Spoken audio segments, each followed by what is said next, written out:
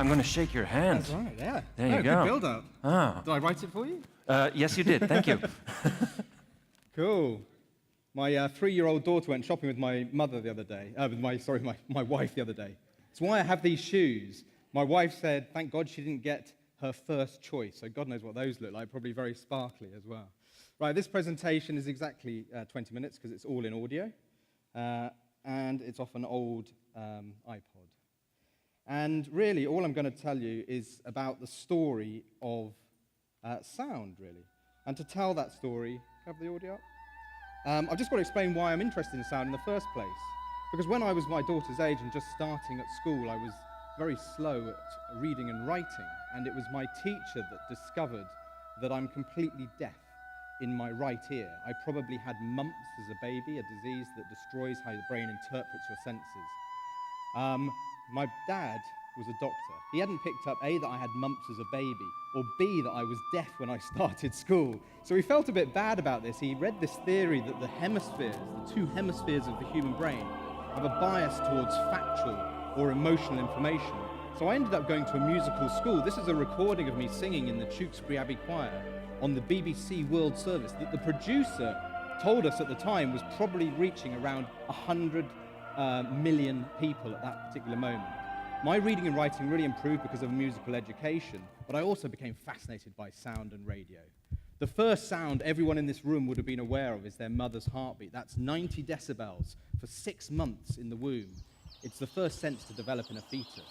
And then we come out into the world, and it tells us about our environment. The one sound the natural sound that is always given that relaxes human beings is birdsong. And that's because for millions of years of our evolution, it would have relaxed us. I've got 2 Christmas cards. 2 Christmas cards? Yeah. And the little girl just started there with that, I mean, what the hell does mean? It's instinctively the sound of a smile. We give this information off all the time in the way that we deliver things. And it's something called linguistics, how we express how we feel about what we're saying. And it's an absolute crucial part of the way that human beings communicate. And there's an expert in this area, a woman called Diana Deutsch. And she's head of psychology at the University of California in San Diego. And she records... The sounds as they appear to you are not only different from those that are really present, but they sometimes behave so strangely. So she recorded this section for a podcast, and then when you're putting things to production, sometimes you put them on loop. So she put it on loop, and then she decided to go and make a cup of tea, like English people often do. And she went down the corridor to make a cup of tea, and she had this on loop, and after a while she was going, hold on, what's that singing? I thought I recorded myself talking. But the way that she had looped it highlights something that's true of all of our voices. Sometimes behave so strangely. This is sometimes behave so strangely. You still hear the words, but they're sung words rather than spoken words.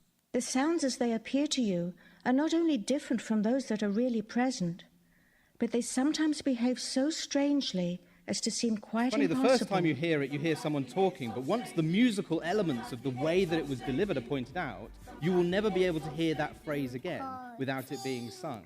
But the fact is, you know, from a very early age, we learn the importance of the way that you say things and the way that things are delivered musically is hugely important. We've known this as human beings for hundreds of thousands, if not millions of years. This is a recording of an ancient Aboriginal songline, and the Aborigines in Australia have dozens of these song lines. The reason they're called song lines is they're chants describing geographical features in the outback in Australia in dead straight lines. And what each of the chants does is they describe the path to water. Because the outback is a dry desert, but there are natural water springs all across it. But as a society learning to survive in that harsh environment, they needed a way of mapping them and then passing that information effectively within their culture. And what they discovered is if you make it musical, it becomes more memorable. And if you want to pass that information to younger people, they're instinctively learning language in the way that we say things. The emotion behind the context. That was my little son doing Twinkle, Twinkle, Little Star when he was about 3 years old. And that is the link between spoken language and why human beings love music and have developed music.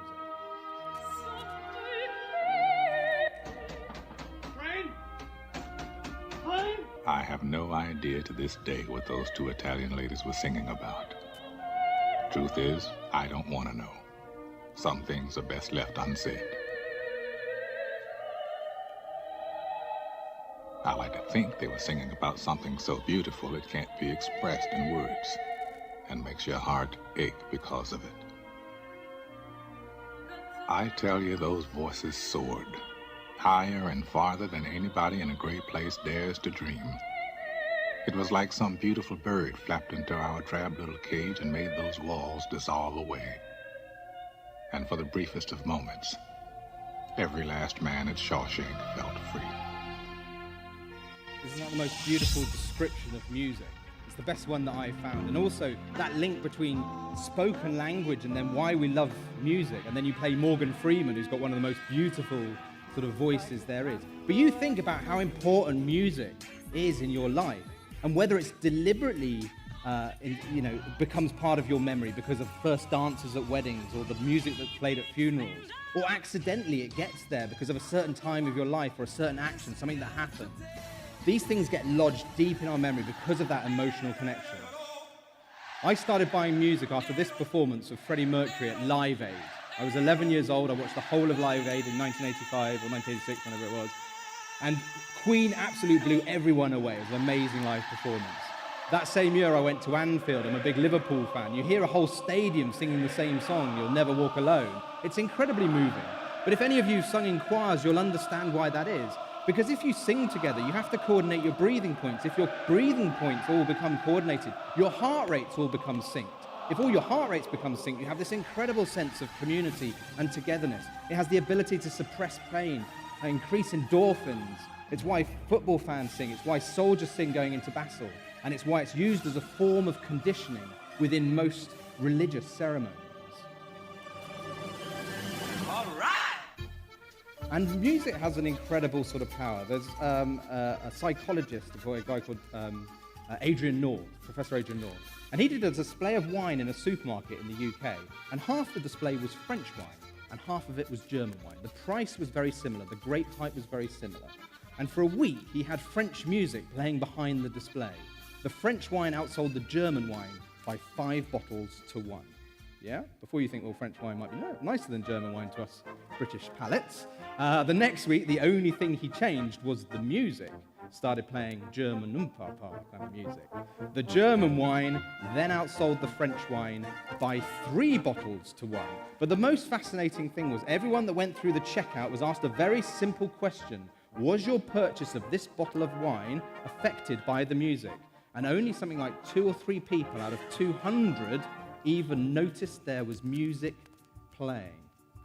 So what the hell is going on with our brains? Well, the fact is we now know the human brain is processing up to 40 million bits of information every single second. But we know that we're consciously only processing 1/1,000,000th of that. 40 bits of information that are telling us what we're seeing, what we're smelling, what we're touching, what we're hearing. Now, the rest of that information doesn't get completely lost, but it has a huge effect on something called psychological conditioning. And you know what psychological conditioning is. A lot of animals condition themselves to their environment so they don't have to make conscious decisions for fight or flight. And it was proved in its most basic form by Ivan Pavlov.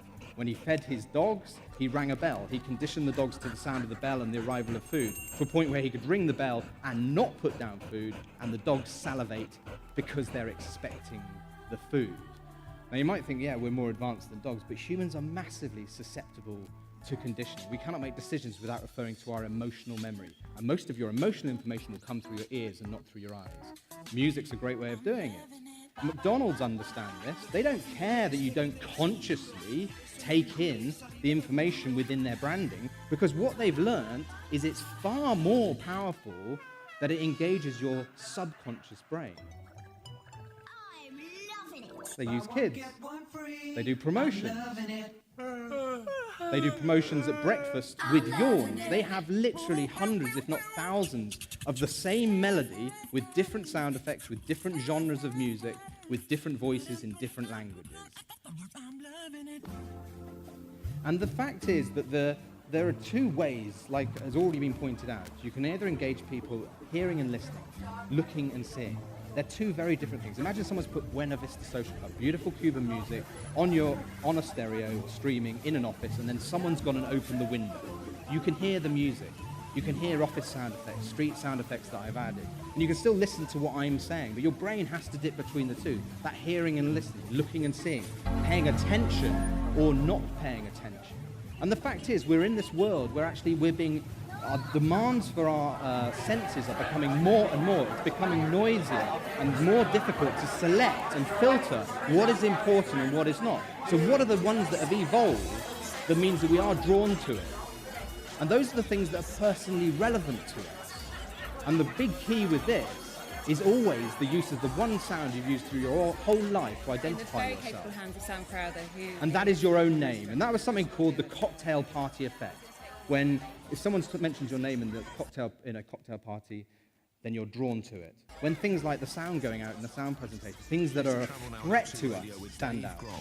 In London, queuing traffic on A4 eastbound. And also things that are personally relevant to us. So if you're in London, you want to know what the traffic and travel is, then that's what you listen out for. And if it's Dave Grohl reading it, even better, brilliant. And I like to think of it as like the ice cream van effect. The ice cream van drives around on nice, hot, sunny days. So it's a relevant message at a relevant time in a relevant place that has influence enough to attract us, change our behavior, and make us spend money. And that is what we try to do at A Million Ads. It's not just one ad that goes out to 1 million people. It's essentially a system that can create 1 million ads that go out to 1 million people. And we can change that message depending on what we know about that listener at that time, in that place, their interests, and all sorts of different things. We've been running for 2 years now. We've run the world's first dynamic digital audio campaign just before Christmas last year. And that was for the National Lottery in the UK. And it was a very simple campaign compared to what we can do. It took location data about where the people are listening and delivered a message that you'll hear now. Thank you for making an incredible difference. By playing the National Lottery, you've supported over 5,000 amazing local projects here in Cardiff. From backing community causes to championing grassroots sports, your National Lottery funding has helped change local lives. So to every one of you, we'd like to say thank you. It sounds like a normal radio ad, but the fact is everyone in a different part of the country in a different city will hear a different line. Sequentially, where the money was spent was rotated, so you'd always hear a different combination. There are like 240 different combinations. Not huge. This next one for EasyJet has hundreds of thousands because it uses price, location, segmentation, the type of flights that you might be interested in. And the system, the script, Europe's on your doorstep, and with EasyJet, it's never been easier to explore. Geneva's great for skiing, and you can get there from Liverpool for just £32.49. Just one of over 75,000 seats reduced by a... So location is a good one we get from IP address. We can also do calls to other people's APIs. So this is a recruitment website where we can do an API call. The answer is simple. Become a monster. Right now, Monster has at least 70 jobs near here that would suit you perfectly. So telling people how many jobs in their area? Go grab them. After all, nothing gets in the way of a monster. Tap your screen now to become a monster. And we know the device that people are listening on, so you can do tap, click, or search for a website. This next one's for IKEA. It's a brand that's already appeared on this screen here. And what we wanted to do for them was think about the different products and how they apply to people's lives. It's been a long night. If you're not fully refreshed, perhaps you should think about a new bed. So in the morning, talks about bedding.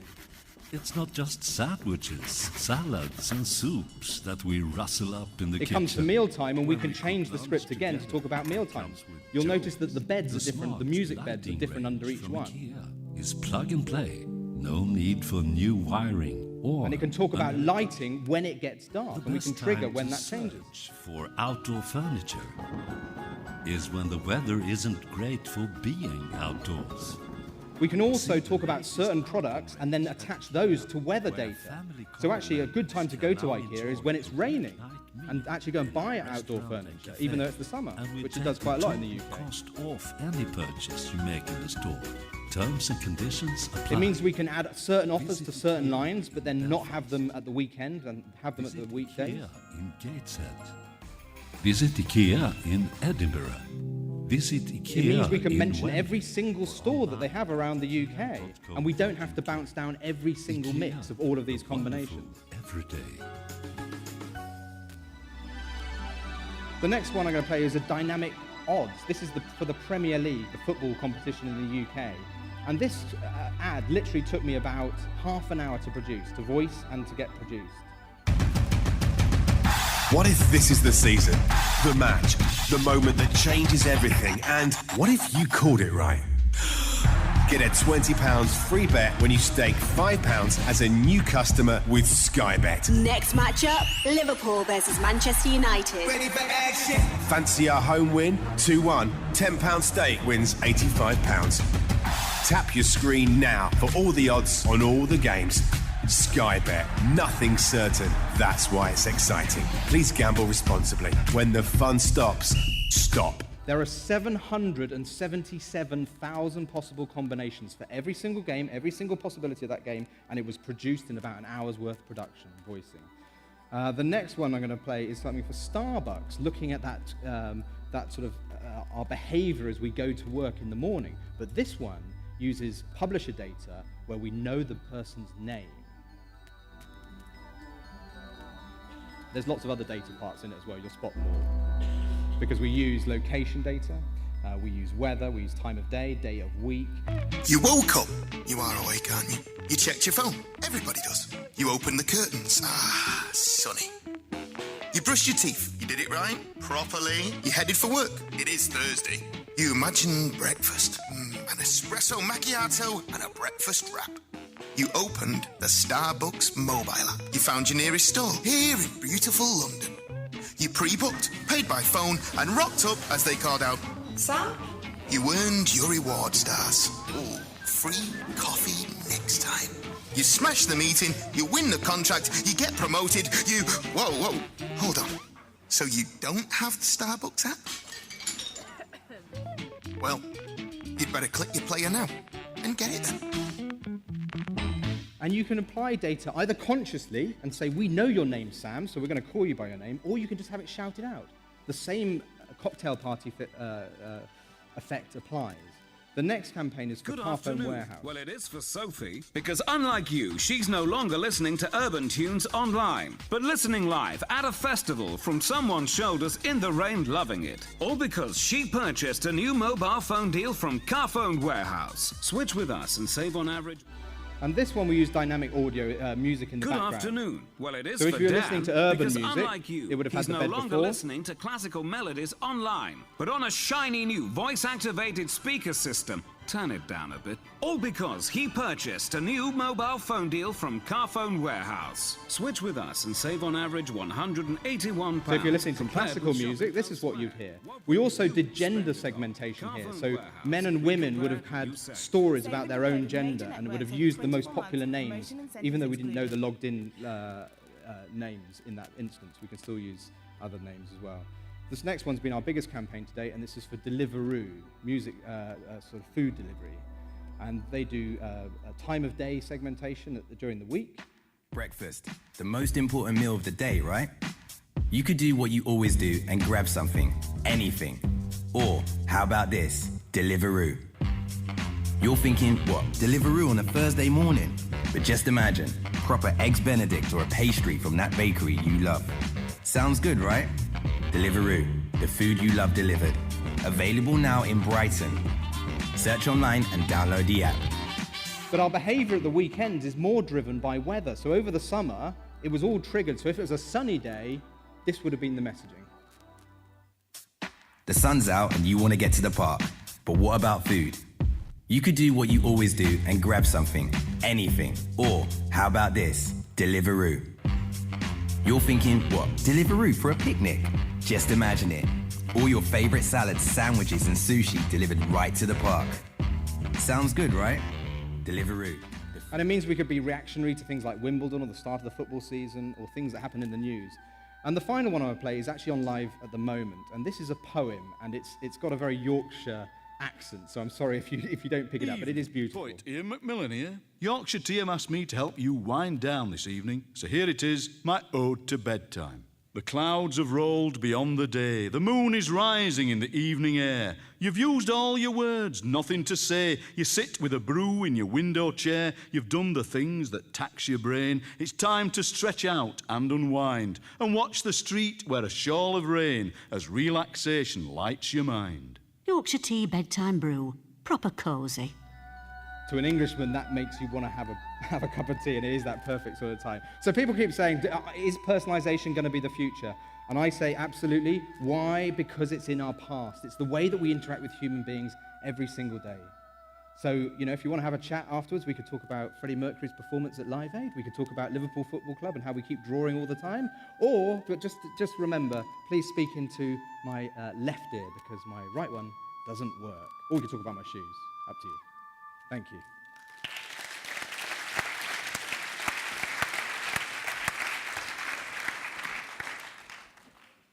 I'm loving it. Sam Crowther. In every combination, I'm loving it. Ladies and gentlemen, Sam Crowther. We have a vote, do we? We have a vote.